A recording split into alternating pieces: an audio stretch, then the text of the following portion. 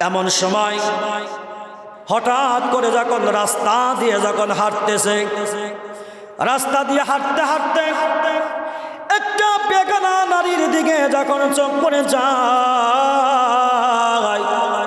বেগানা নারীর দিকে চোখ পড়ে যাওয়ার পরে মনের ভিতরে গুনাহের খায়েশ যখন জেগে যায়, গুনাহের ইচ্ছা যখন জেগে যায়, এমন সময়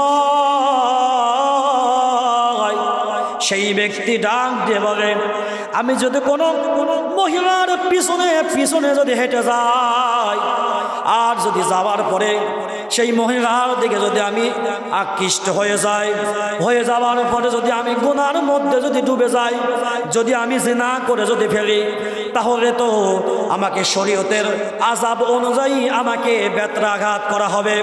আমি সেই বেতের আঘাত সহ্য করতে পারবো না, আমি আবার নবীজির সামনে মিথ্যা কথা বলতে পারবো না। সেই ব্যক্তি আর সেই মহিলার দিকে পা আগাবেন না, সেই মহিলার সঙ্গে কথা বললেন না, সঙ্গে সঙ্গে তওবা করে ফিরে আসলেন। জোরে কোন সুবহানাল্লাহ। হঠাৎ করে একদিন ওই ব্যক্তি মসজিদের মধ্যে প্রবেশ করলেন। মসজিদের মধ্যে প্রবেশ করার পরে দেখতে পাইলেন একজন ব্যক্তি, মুসাফির ব্যক্তি, মাথার নিচে টাকা পয়সার একটি থলি রেখে ঘুমাচ্ছেন। ঘুমের কারণে মাথার নিচ থেকে থলিটা বের হয়ে গেছে। সেই ব্যক্তি ডাক দিয়ে বলল, আমি যদি সেই ঘুমন্ত ব্যক্তির মাথার নিচ থেকে যদি আমি টাকা পয়সার থলিগুলো যদি নিতে পারি, আমি সারা জীবন বসে খাবো, আমার কোনোদিন টাকা পয়সা ইনকাম করতে হবে না। এমন সময় এই কথা মনে ভাবতে ভাবতে তার অন্তরের মধ্যে ভয় ঢুকে গেছে। সে মনে মনে ভাবলো, আমি যদি টাকা যদি চুরি করি আর যদি প্রমাণ যদি হয়ে যায়, তাহলে কিন্তু আমার হাত কাটা যাবে, আমি একজন অপরাধী হিসাবে সাব্যস্ত হয়ে যাব। না না না, আমি টাকা চুরি করব না। এই কথা বলার পরে সেই ব্যক্তি নতুন করে কালেমা পড়ে মুসলমান হয়ে যায়। জোরে জোরে কান সুবহানাল্লাহ, আর একটু জোরে জোরে কান সুবহানাল্লাহ। দেখেন, যেই ব্যক্তির মধ্যে আল্লাহর ভয় যার মধ্যে থাকবে, সে কখনো গুনাহ করতে পারবে না। গুনাহ করা তার দ্বারা কখনো সম্ভব না। মুসলমান ভাইরা আমার গভীর মনোযোগ দিয়ে শুনবেন, যদি আমি আপনি যদি গুনাহ যদি পরিহার করতে পারি, আল্লাহ রাব্বুল আলামিন ডাক দিয়ে বলেন, ওয়ালাউ আন্না আহলাল কুরা আমানু ওয়াত্তাকাউ লাফাতাহনা আলাইহিম বারাকাতিম মিনাস সামাই ওয়াল আরদ। জোরে কোন আল্লাহু আকবার। আল্লাহ তাআলা ডাক দিয়ে বলেন, যদি কোনো জনপদবাসী ঈমান আনতো আর তাকওয়া অবলম্বন করত, আমি আল্লাহ তাআলা তাদেরকে আসমান জমিনের সমস্ত বরকতের দরজা খুলে দিতাম। জোরে কোন সুবহানাল্লাহ। এই জন্য গুনাহ করা যাবে না। আর এখন তো যাদের কাছে টাচ ফোন আছে, এদের কোনো ব্যাপারই না গুনাহ করা। এরা এই ওয়াজ দেখতেছে, এই ফেসবুকে ভিডিও দেখতেছে। আস্তে আস্তে যখন রাত যখন গভীর হয়ে যাচ্ছে, তখন এই সমস্ত যুবক ছেলেরা গুনাহের মধ্যে ঢুকে যাচ্ছে। কিন্তু নিজের অন্তরকে পরিশুদ্ধ করতে হবে। নিজের ভিতরটাকে যদি আত্মশুদ্ধি যদি করতে পারি, তাহলে গুনাহ করা সম্ভব না। আর মুত্তাকি তো তারাই, যারা গুনাহ থেকে ফিরে থাকে, তারাই হলো কি মুত্তাকি। আল্লাহ তাআলা ডাক দিয়ে বলেন, হুদাল লিল মুত্তাকিন।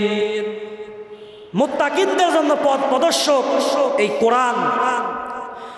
আল্লাযীনা ইউমিনুনা বিল গায়বি ওয়া ইউকিমুনাস সালাতা ওয়া মিম্মা রাযাকনাহুম ইউনফিকুন। জোরে কোন আল্লাহু আকবার।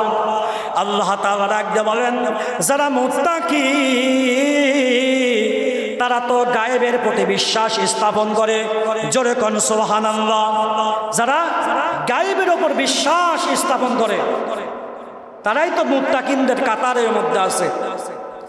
মুসলমান ভাইরারে আমার গভীর মনোযোগ দিয়ে শুনবেন, আমি একটি ঘটনা বলতে চাই। এই দুনিয়ার জীবনটা হলো ক্ষণস্থায়ী জীবন। এই দুনিয়ার জীবনে চিরকাল থাকা যাবে না। মুসলমান ভাইরারে আমার গভীর মনোযোগ দিয়ে শুনবেন, এই দুনিয়ার জমিনে চিরস্থায়ী থাকা যাবে না, দুনিয়া থেকে কিন্তু যেতেই হবে। কথা বলবেন ঠিক কিনা? এই যে পাবনা জেলা সাতিয়া থানার মধ্যে একজন যুবক ছেলে সেই 2012-13 সালে আমাদের সঙ্গে পাবনাতে পড়াশোনা করত। সেই ব্যক্তি পড়াশোনা করতে করতে হাফেজ হয়ে যায়। হাফেজ হওয়ার পরে পরিবারের তাগিদে নিজের দেশ ত্যাগ করে বিদেশের জমিনের মধ্যে চলে যায়। বিদেশে যাওয়ার পরে টাকা পয়সা ইনকাম করতে শুরু করে। টাকা পয়সা ইনকাম করতে করতে মনের ভিতরে অনেক কিছু চাহিদা জাগ্রত হয়ে যায়। এক সময় পরিবারের সঙ্গে পরামর্শ করে মোবাইলের মাধ্যমে বিবাহটাও সম্পূর্ণ হয়ে যায়। বিবাহ যখন সম্পূর্ণ হয়ে যায়, এমন সময় হঠাৎ করে বিদেশের জমিনের মধ্যে নিজের বাবার সঙ্গে যখন ঘুরতে গেছে,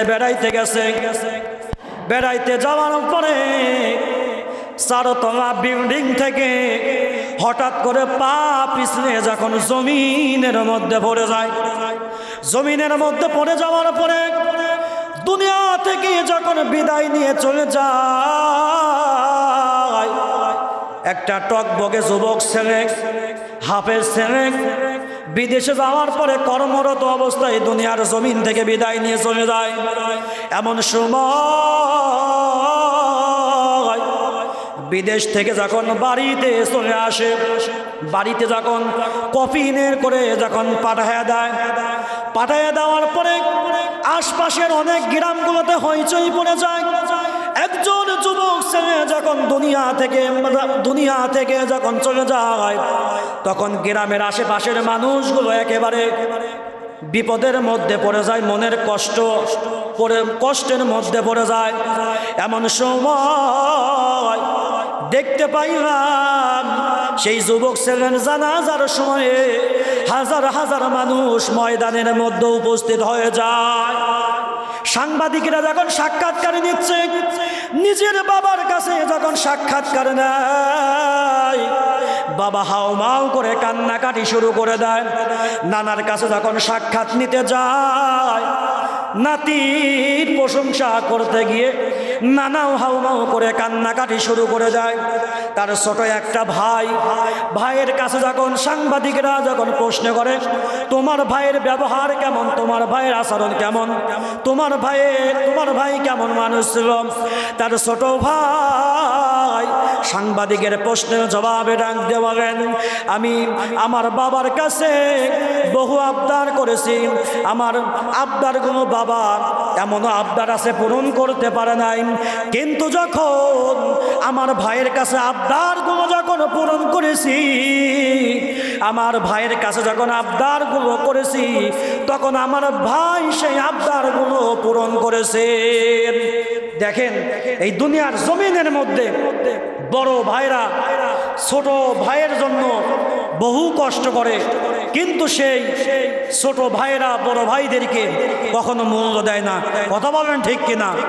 মুসলমান ভাইরারে আমার গভীর মনোযোগ দিয়ে শুনবেন, বড় ভাইরা কষ্ট করে নিজে না খেয়ে ছোট ভাইদেরকে পড়াশোনা শেখায়, ছোট ভাইদেরকে চাকরি দেয়, ছোট ভাইদেরকে টাকা পয়সার মালিক বানাইয়া দেয়। কিন্তু যখন টাকা পয়সা হয়ে যায়, তখন ওই ভাইরা বড় ভাইয়ের দিকে তাকিয়েও একবার দেখে না। কথা বলেন ঠিক কিনা? এমন অবস্থা বাংলাদেশের মধ্যে অহরহ ঘটতেছে। মুসলমান ভাইরারে আমার গভীর মনোযোগ, এই দুনিয়ার জমিনের মধ্যে চিরস্থায়ী থাকা যাবে না, দুনিয়ার জমিন থেকে কিন্তু বিদায় নিতেই হবে।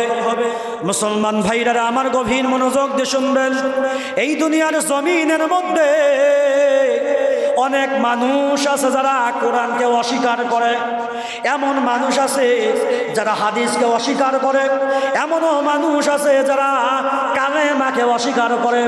কিন্তু এই দুনিয়ার জমিনের মধ্যে এমন মানুষ পাওয়া যায় না যেই ব্যক্তি মৃত্যুকে অস্বীকার করতে পারে। কথা বলেন ঠিক কিনা? মৃত্যুকে কেউ অস্বীকার করতে পারবে না।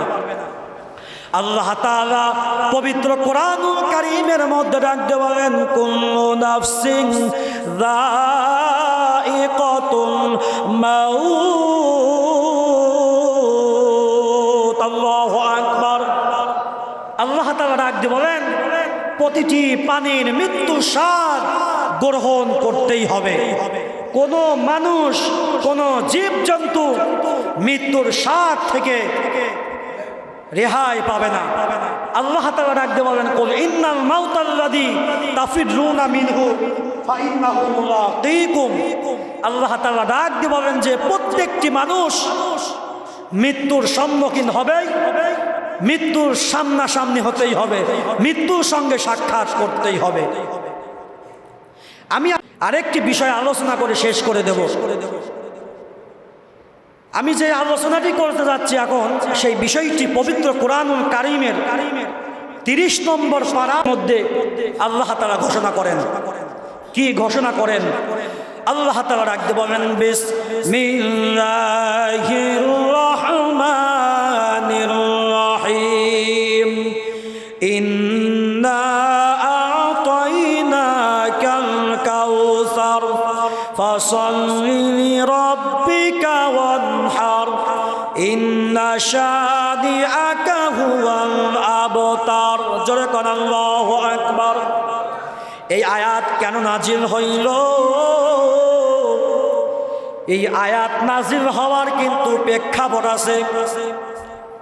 আল্লাহর নবীজির সন্তান ছিল অনেক কয়েকটা, মেয়ে সন্তানগুলো জীবিত ছিল, কিন্তু নবীজির যে কয়েকটা ছেলে হয়েছিল, একটা ছেলে দুনিয়ার জমিনে জীবিত থাকে না। এই ছেলেগুলো দুনিয়ার জমিন থেকে বিদায় নিয়ে চলে গেছে। আল্লাহর নবীজির ছেলেগুলো যখন দুনিয়ার জমিন থেকে বিদায় নিয়ে চলে যায়, দুনিয়ার জমিন থেকে বিদায় নিয়ে চলে যাওয়ার পরে মক্কার কাফের বেঈমানরা আল্লাহর নবীজিকে অপমান করতে শুরু করে, আল্লাহর নবীজিকে হাতখোড়া বলতে শুরু করে, আল্লাহর নবীজিকে অপমান করতে শুরু করে।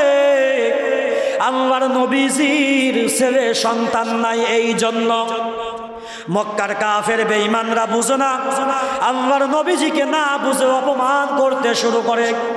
আল্লাহর নবীজির 4টা ছেলে ছিল, সব ছেলে দুনিয়া থেকে বিদায় নিয়ে চলে যায়।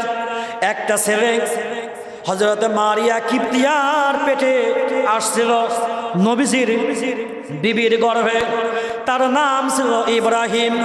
এই ইব্রাহিম যখন দুনিয়ার জমিন থেকে বিদায় নিয়ে চলে যায়, আল্লাহর নবীজি আল্লাহকে প্রশ্ন করে ডাক দিয়ে বললেন, মাবুদ তুমি আমাকে কেনই বা ছেড়ে দিলে, আবার কেনই বা দুনিয়া থেকে বিদায় করে দিলে? এই বিদায় হয়ে যাওয়ার পরে মক্কার কাফির বেঈমানরা আমার নবীজিকে নানান কথা বলে কষ্ট দিতে শুরু করলো। আল্লাহর নবীজির মনটা খারাপ হয়ে গেল। এই সময়ে সান্ত্বনামূলক পুরস্কার হিসাবে আল্লাহ তাআলা নবীজিকে হাউজে কাউসার দান করলেন। জোরে কোন সুবহানাল্লাহ। আর একটু জোরে আওয়াজ করে বললেন সুবহানাল্লাহ। এই হাউজে কাউসার কেমন হবে? হাউজে কাউসারের পানি হবে দুধের থেকে সাদা। জোরে কোন সুবহানাল্লাহ। এই হাউজে কাউসারের পানি হবে মধুর চেয়েও মিষ্টি, জোরে কোন সুবহানাল্লাহ। এই হাউজে কাউসারের পানি হবে দুধের চেয়েও সাদা। আর এই হাউজে কাউসারের যে পেয়ালাগুলো দিয়ে পানি পান করবে, আকাশের তারার থেকেও অসংখ্য পেয়ালা থাকবে, গিলাস থাকবে, যেই গিলাসের মাধ্যমে নবীজির উম্মতেরা হাউজে কাউসারের পানি পান করবেন, জোরে কোন সুবহানাল্লাহ। যেই ব্যক্তি একবার হাউজে কাউসারের পানি পান করবে, সেই ব্যক্তির কখনো আর তৃষ্ণা লাগবে না, পানির পিপাসা আর লাগবে না। মুসলমান ভাইরা আমার গভীর মনোযোগ, আল্লাহ তাআলা রাখতে বলেন, ইন্না আতাইনাকাল কাউসার, হে নবী আপনাকে আমি হাউজে কাউসার দান করেছি। ফাসাল্লি রাব্বিকা ওয়ানহার, হে নবী আপনি আপনার প্রভুর ইবাদত করুন, নামাজ পড়ুন, ওয়ানহার এবং কুরবানি করুন। এই কুরবানির কথা আল্লাহ তাআলা পবিত্র কোরআনুল কারীমের মধ্যে ডাক দিয়ে বলেন, হে নবী আপনি কুরবানি করুন, জোরে কোন সুবহানাল্লাহ। যেই সমস্ত মানুষের আর্থিকভাবে সচ্ছল আছে, যেই ব্যক্তির পরিবারের মধ্যে কোনো কষ্ট নাই, টাকা ব্যাংকে আছে কিংবা জমানো বাড়িতে টাকা পয়সা আছে, সেই ব্যক্তির ওপরে কুরবানি করা